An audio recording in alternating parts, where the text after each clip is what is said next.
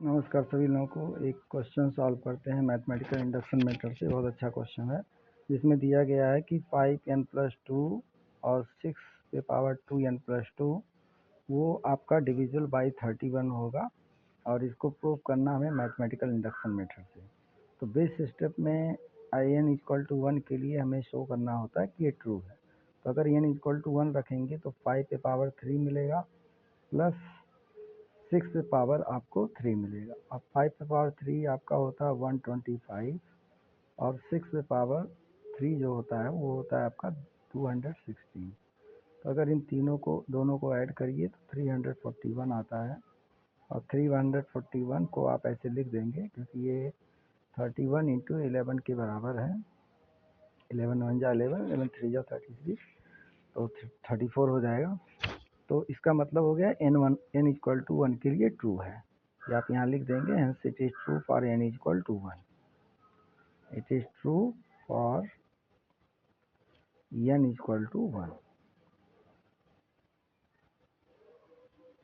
ये लिखने के बाद जो है आप जाएंगे हाइपोथेटिकल स्टेप में। हाइपोथेटिकल स्टेप में क्या होता है, उसमें केवल एज्यूम करना रहता है कि ये ट्रू है और वो आपको फैक्ट इंडक्टिव स्टेप में यूज़ करना रहता है। उसी से इंड्यूस होके n = k+1 के लिए शो करना रहता है। तो आप एज्यूम करेंगे let it is true for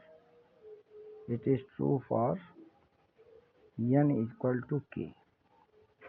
तो डेट इज आपका हो जाएगा 5k+2 plus 6^2k+1 is equal to, ये अगर ट्रू है तो 31 टाइम्स सम इंटीजर होगा। मान लीजिए इसको m मान लेते हैं और m यहाँ पे क्या है, इंटीजर है। ये आप डिक्लेयर करना पड़ेगा आपको। तो अगर डिविजिबल होगा 31 से तो 31 टाइम्स सम इंटीजर होगा।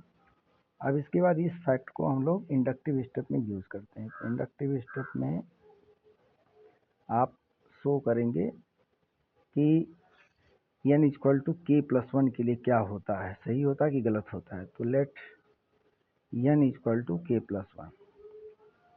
तो n = k+1 लिखेंगे तो आपका जो दिया गया है वैल्यू वो हो जाएगा 5k+3।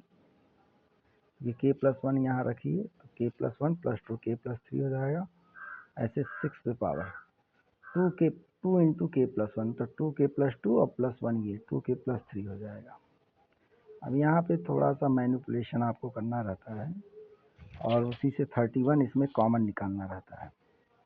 तो ये जैसे 5k+3 से भी मैनिपुलेशन कर सकते हैं और 6 से भी कर सकते हैं। 5 से करेंगे तो माइनस करना पड़ेगा, 6 से करेंगे तो आपको प्लस में ही मिल जाएगा। जैसे इसमें से 6^2k+1।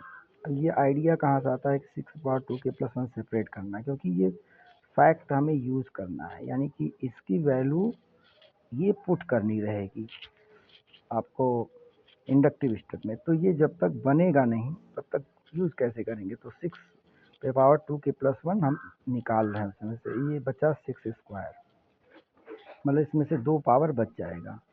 तो ये हो जाएगा 5k+3 और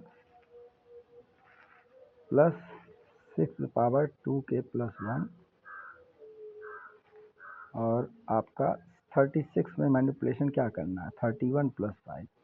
31 से डिविजिबल है और 5 देखिए दूसरे का बेस है, कहीं से कुछ इधर उधर से नहीं ले आना, सारा डेटा वहीं से आएगा। तो ये जो है 31 का मल्टीपल हो जाएगा, उसको सेपरेट रखिए। और ये जो है देखिए इसमें एक पावर जो एक्स्ट्रा था k+2 से, क्योंकि यहाँ देखिए k+2 ही है, तो इसको लिख सकते हैं 5 × 5k+2।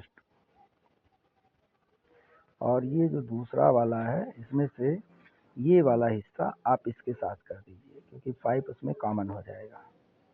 5 × 6^2k+1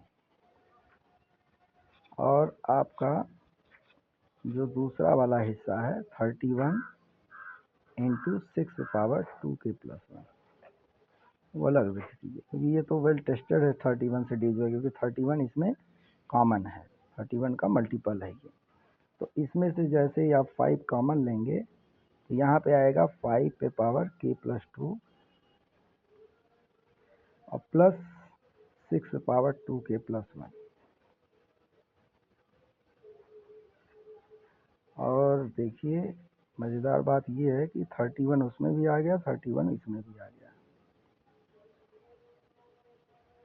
ये देखिए इसकी वैल्यू आपने हाइपोथेटिकल सिस्टम में एज्यूम की है 31 M.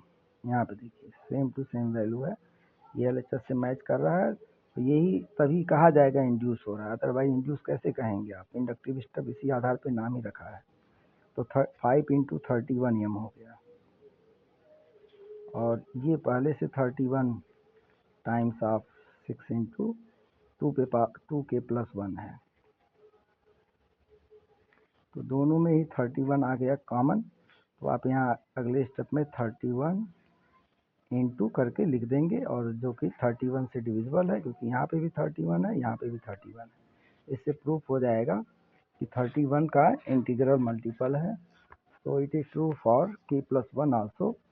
So 5 to the power n plus 2, 6 plus 6 to the power 2 n plus 1 is divisible by 31। ये वाली बात आप लिख दीजिएगा। यहाँ पे 31 स्पेस का मैं इस नाते मैंने लिख रहा हूँ 31 m प्लस 31 इंटू 6, 31 कॉमन ले लिया है तो 5 m यहाँ पे आ जाएगा, और प्लस